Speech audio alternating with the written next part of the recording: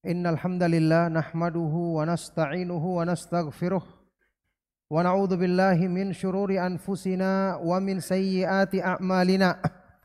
May yahdihillahu fala mudhillalah wa may yudlil fala hadiyalah. Wa asyhadu an la ilaha illallah wahdahu la syarikalah wa asyhadu anna Muhammadan abduhu wa rasuluh. Ya ayyuhalladzina amanu taqullaha haqqa tuqatih wa la tamutunna illa wa antum muslimun. Ya ayyuhan nasu taqu rabbakumul ladzi khalaqakum min nafsin wahidah wa khalaqa minha zawjaha wa batha minhuma rijalan katsiran wa nisaa'a wattaqullaha alladzi tasaaluna bihi wal arham innallaha kana 'alaikum raqiba. Ya ayyuhalladzina amanu taqullaha wa qulu qawlan sadida yuslih lakum a'malakum wa yaghfir lakum dhunubakum wa may yuti'illaha wa rasulahu faqad faza fawzan 'azima. Amma ba'du fa inna asdaqal hadits kitabullah wa khairal huda huda Muhammadin sallallahu alaihi wa alihi wasallam wa syarrul umuri muhdatsatuha wa kullu muhdatsatin bid'ah wa kullu bid'atin dhalalah wa kullu dhalalatin finnar wa ba'du. Ma'asyiral muslimin jamaah salat Jumat rahimakumullah. Alhamdulillah kita selalu dan senantiasa memuji Allah Subhanahu wa taala, menyanjungnya atas semua limpahan nikmat dan karunia-Nya. Kita senantiasa mensyukuri nikmat Allah Subhanahu wa taala, terutama nikmat Islam, nikmat kemuliaan iman, nikmat keutamaan menjadi pengikut Nabi kita yang mulia Nabi Muhammad sallallahu alaihi wasallam yang membawa sebaik-baik petunjuk untuk keselamatan di dunia dan di akhirat nanti. Barakallahu fikum. Kemudian selaku khatib pada kesempatan Jumat kali ini, kami senantiasa menghimbau kepada jamaah sekalian, marilah kita selalu berusaha meningkatkan ketakwaan kepada Allah Subhanahu wa taala, mengusahakan sebab-sebab yang semakin menguatkan dan menyempurnakan ketaatan dan penghambaan diri kita kepadanya. Barakallahu fikum. Introspeksi diri sejenak. Introspeksi diri atau dalam bahasa Arabnya kita tahu dengan muhasabatun nafs, mengoreksi diri. Ini adalah salah satu perkara yang diwajibkan dalam agama kita, karena dengan sebab inilah seorang hamba akan selalu memperhatikan bagaimana kehidupannya di dunia, bagaimana mempersiapkan diri untuk menghadapi hari perhitungan ketika kita menghadap Allah Subhanahu wa taala pada hari kiamat nanti. Ini perkara yang diwajibkan di dalam Islam. Allah Subhanahu wa taala berfirman, A'udzubillahi minasyaitonir rajim, ya ayyuhalladzina amanu taqullaha wal tanzur nafsum ma qaddamat lighad. Wahai orang-orang yang beriman, bertakwalah kamu kepada Allah dan hendaknya masing-masing diri melihat apa yang dipersiapkannya saat ini untuk hari esoknya. Hendaknya masing-masing diri melihat, mengoreksi dirinya bagaimana dia mempersiapkan kebaikan-kebaikan dan bekal di dunia ini untuk menghadapi hari perhitungan di akhirat nanti. Ayat ini termasuk yang dijadikan dalil oleh para ulama, misalnya oleh Imam Ibnu Qayyim al-Jauziyah rahimahullah ta'ala, tentang wajibnya introspeksi diri. Khususnya jamaah sekalian rahimakumullah, kalau kita tahu di antara sifat utama yang Allah Subhanahu wa taala sebutkan ada pada penghuni surga, yang dengan sebab ini Allah Subhanahu wa taala jadikan tempat tinggal mereka, tempat kembali mereka adalah surga. Allah Subhanahu wa taala berfirman, wa amma man khafa maqama rabbih wa nahan nafsa 'anil hawa fa innal jannata hiyal ma'wa. Adapun orang-orang yang memiliki rasa takut dengan agungnya kebesaran Allah dan selalu menahan nafsunya dari memperturutkan keinginannya, maka sesungguhnya Allah Subhanahu wa taala jadikan surga sebagai tempat tinggal mereka. Oleh karena itu, introspeksi diri atau mengoreksi hawa nafsu ini adalah perkara yang disepakati oleh para ulama tentang kewajibannya. Karena para ulama dan semua orang yang mengenal Islam memiliki satu kesepakatan dalam hal yang berhubungan dengan hawa nafsu. Imam Ibnu Qayyim rahimahullah ta'ala menyebutkan hal tersebut, bahwa mereka sepakat ala anna nafsa hiyal qati'atu bainal abdi wa bainal wusuli ila rabb. Nafsu manusia adalah qati'ah, penghalang utama antara seorang hamba untuk sampai atau mencapai ridha Allah Subhanahu wa taala. Ma'asyiral muslimin jamaah salat Jumat rahimakumullah. Oleh karena itu, introspeksi diri kita harus sering kita lakukan. Bagaimana saat ini keadaan iman kita? Bagaimana saat ini bekal yang kita kumpulkan untuk menghadap Allah Subhanahu wa taala pada hari kiamat nanti? Karena kita semua akan dibangkitkan. Kita semua akan mempertanggungjawabkan amal-amal perbuatan kita. Allah Subhanahu wa taala berfirman, "Ala yadhunnu ulaika annahum mab'utsun liyaumin 'adzim, yauma yaqumun nasu lirabbil alamin." Apakah mereka tidak yakin bahwa nanti akan dibangkitkan pada hari kiamat, di hari perhitungan yang besar, yang ketika itu semua akan berdiri menghadap, semua manusia akan berdiri menghadap Allah Subhanahu wa taala. Ma'asyiral muslimin jamaah salat Jumat rahimakumullah. Kalau kita tahu kehidupan di akhirat adalah kehidupan yang kekal abadi, kehidupan yang lebih baik bagi orang-orang yang mempersiapkan diri dengan kebaikan.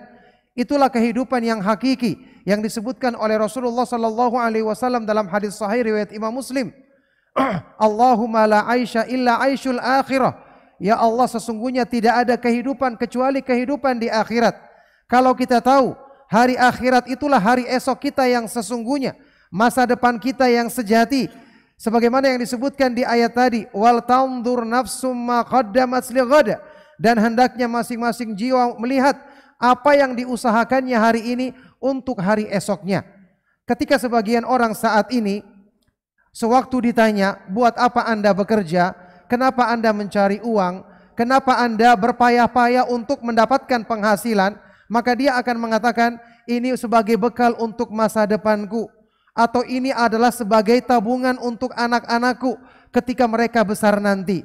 Sekarang pertanyaannya, masa depan kita di dunia, siapa yang menjamin kita akan berjumpa dengannya? Saat ini kalau kita punya umur 40 tahun, mungkin dikatakan masa depannya ketika dia berumur 60 tahun, 70 tahun. Siapa yang menjamin Anda bertemu dengan usia tersebut?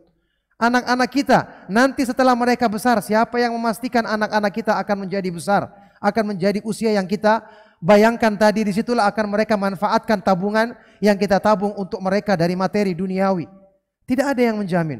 Tapi yang pasti terjadinya, yang tidak mungkin kita tidak berjumpa dengannya, adalah masa depan kita, yaitu hari setelah kematian kita. Dan setiap orang akan menghadapi hari kiamat setelah kematiannya. Kata para ulama, man mata qamat qiyamatuhu, barang siapa yang meninggal dunia berarti telah terjadi hari kiamat pada dirinya. Inilah persiapan yang menjadikan kita introspeksi diri dalam kehidupan kita di dunia. Senantiasa mengoreksi nafsu kita, jangan sampai terus dibawa kepada kelalaian. Jangan sampai kita terus dijadikan angan-angan kita panjang terhadap urusan dunia sehingga lalai dari mengingat akhirat. Kita membaca Al-Quran, orang-orang kafir yang berkata dengan penuh penyesalan, ya laitani qaddamtu li hayati, duhai alangkah baiknya dulu aku mempersiapkan diri di dunia untuk menghadapi kehidupanku di akhirat. Karena itulah kehidupan yang kekal abadi, kehidupan yang mesti dijumpai oleh setiap manusia. Orang-orang yang menyesal yang disebutkan di ayat yang lain, Allah Subhanahu wa taala berfirman, hatta idza jaa ahadahumul mautu qala rabbirji'un la'alli a'malu salihan fima taraktu kalla innaha kalimatun huwa qailuha wa mi waraihim barzakhun ila yaumi yub'atsun. Sehingga ketika telah tiba ajal, kematian menjemput salah seorang di antara mereka, maka orang ini akan mengatakan, rabbirji'un, ya Allah kembalikanlah aku ke dunia supaya aku bisa mengamalkan amal kebaikan yang tadinya aku tinggalkan. Allah berfirman, kalla, sekali-sekali tidak. Itu hanyalah kalimat yang diucapkan oleh lisannya, karena di hadapan mereka telah ada alam barzakh, alam yang membatasi dunia dan akhirat sampai hari mereka dibangkitkan pada hari kiamat nanti. Ma'asyiral muslimin rahimakumullah, sungguh kita beruntung menjadi orang yang beriman, selalu mendapatkan nasihat tentang hakikat dunia. Selalu kita baca ayat-ayat Al-Quran yang mengingatkan kita bahwa kematian kita dekat. Ayat tadi menyebutkan kapan hari kiamat, disebutkan dengan kata-kata godan, besok. Dalam bahasa Arab artinya hari setelah hari ini, menunjukkan dekat terjadinya hari kiamat. Orang tidak menyangka-nyangka, tiba-tiba dia sudah dewasa, tiba-tiba umurnya sudah seperti ini, kemarin dia masih bermain-main, tiba-tiba dia sudah tua dan seterusnya. Kemudian tiba-tiba dia menghadap Allah Subhanahu wa taala, siap atau tidak siap, suka atau tidak suka. Oleh karena itu, ma'asyiral muslimin, jamaah salat Jumat rahimakumullah, introspeksi diri ini adalah kewajiban kita. Karena nafsu selalu mengajak kita untuk lalai, terlena dengan dunia.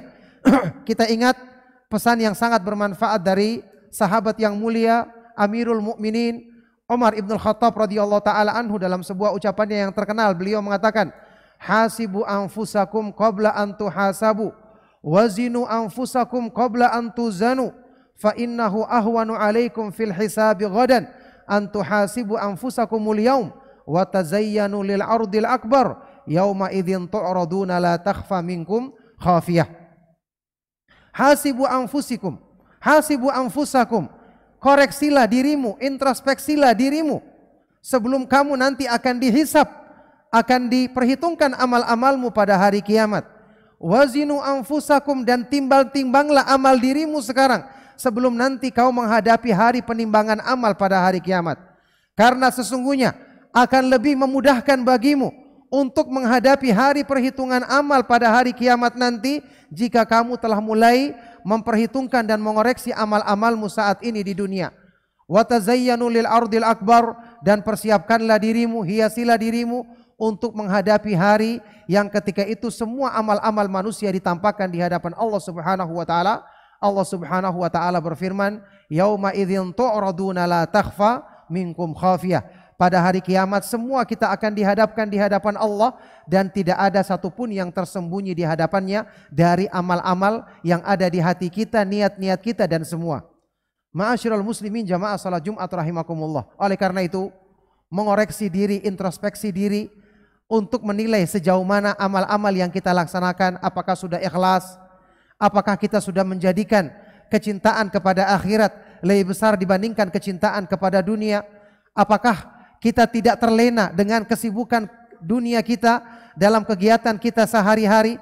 Ingat, salah seorang ulama salaf ada yang pernah mengatakan seperti ini, la yablughul abdu haqiqatat taqwa hatta yakuna li nafsihi ashadda muhasabatan minasyariki li syarikihi wa li hadza qil innan nafsa kasyarikil khawan illam tuhasibuhu dhahaba bimalik.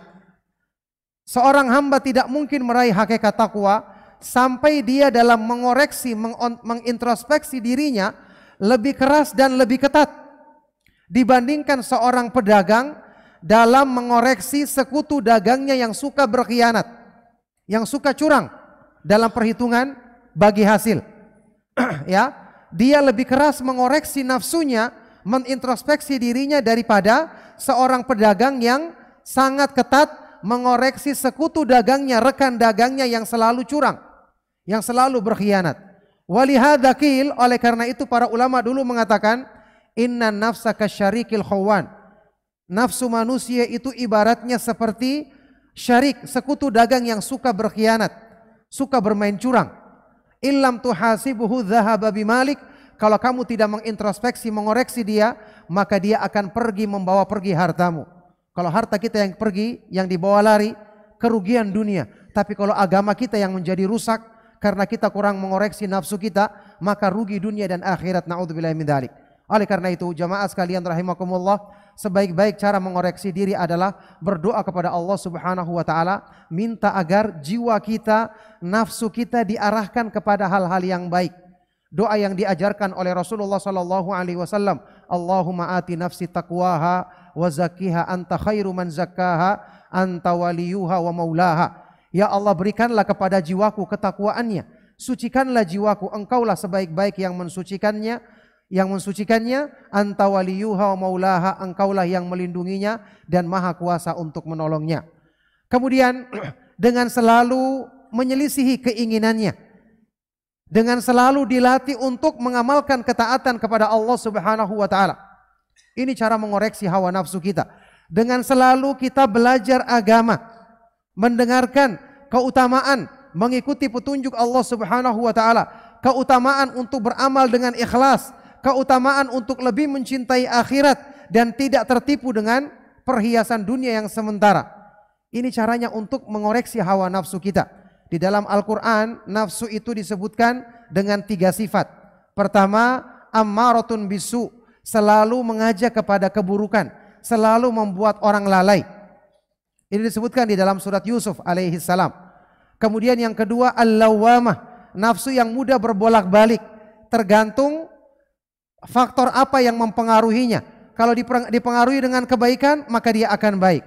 Kalau dipengaruhi dengan ajakan keburukan, dia akan buruk. Ini nafsu orang yang sedang berjuang untuk memperbaiki dirinya. Kemudian nafsu yang terakhir adalah an-nafsul mutmainnah, jiwa yang selalu tenang, yang selalu gembira, bahagia ketika mendekatkan diri kepada Allah. Inilah jiwa yang hati orang yang dipenuhi dengan iman. Inilah jiwa yang selalu yang terbiasa ditundukkan untuk mengamalkan ketaatan kepada Allah Subhanahu wa taala. Inilah jiwa yang akan dipanggil ketika dipanggil menghadap Allah Subhanahu wa taala dengan panggilan yang indah, ya ayyatuhan nafsul mutmainnah irji'i ila rabbiki radiyatan mardiyah fadkhuli fi ibadi wadkhuli jannati. Wahai jiwa-jiwa yang tenang, jiwa-jiwa yang selalu bahagia ketika mendekatkan diri kepada Allah, kembalilah kamu kepada Rabbmu, kembalilah kamu kepada Allah dalam keadaan ridho dan diridhoinya. Masuklah kamu ke dalam golongan hamba-hambaku dan masuklah kamu ke dalam surgaku. Maka semoga Allah Subhanahu wa taala senantiasa memudahkan taufiknya bagi kita untuk kita selalu mengintrospeksi diri, meluruskan keburukan hawa nafsu kita. Semoga Allah Subhanahu wa taala senantiasa menetapkan kita di atas petunjuknya dan petunjuk Rasulnya sallallahu alaihi wasallam. Semoga Allah Subhanahu wa taala menjadikan kita istiqamah di atas petunjuk Islam, di atas iman dan di atas kebaikan, selalu mempelajari ayat-ayat Al-Qur'an dan hadis-hadis Rasulullah sallallahu alaihi wasallam dengan pemahaman yang benar sampai kita menghadapnya pada hari kiamat nanti. Barakallahu li wa lakum fil Qur'anil azim wa nafa'ani wa iyyakum bima fihi minal ayati wa dzikril hakim wa nafa'ana bihadyi sayyidil mursalin wa biqaulihil qawim. Aqulu qawli hadza wa astaghfirullaha li wa lakum wa lisairil mu'minin fastaghfiruhu innahu huwal ghafurur rahim.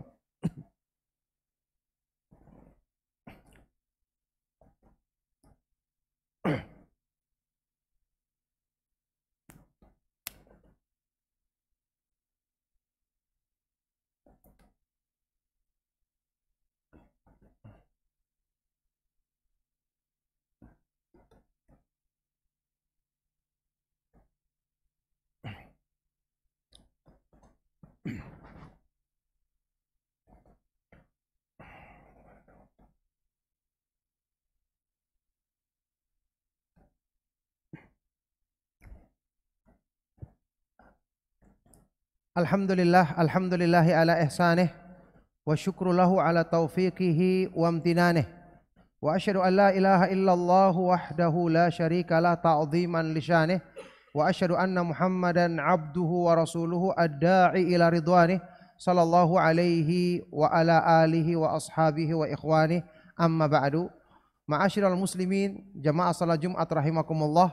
Di dalam hadis yang sahih Rasulullah sallallahu alaihi wasallam pernah bersabda, al-mujahidu man jahada nafsahu fi ta'atillah. Orang yang berjihad dengan sesungguhnya adalah yang berjihad menundukkan hawa nafsunya di jalan Allah Subhanahu wa taala.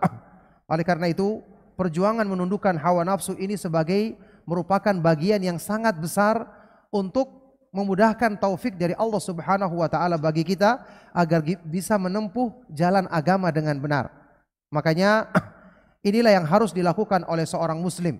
Bersungguh-sungguh dia untuk selalu mengoreksi dirinya, selalu mengarahkan nafsunya kepada jalan ketaatan.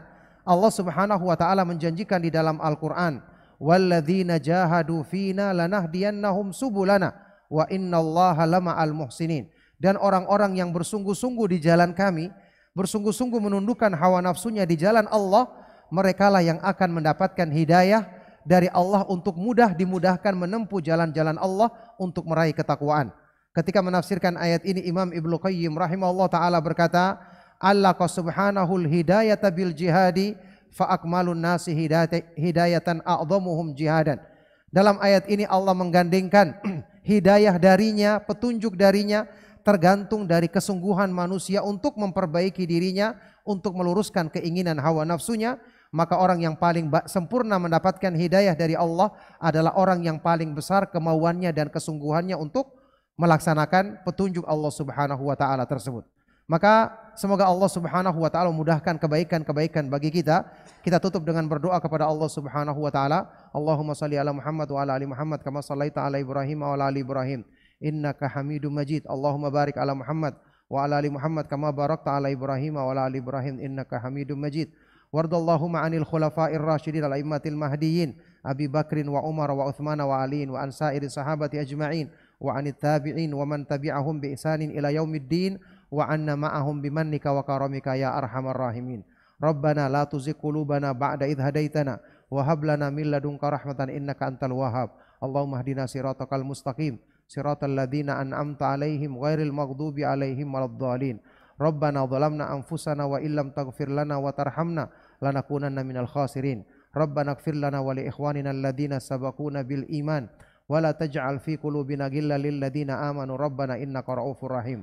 Rabbana hab lana min azwajina wa dhurriyyatina qurrata a'yun waj'alna lil muttaqina imama.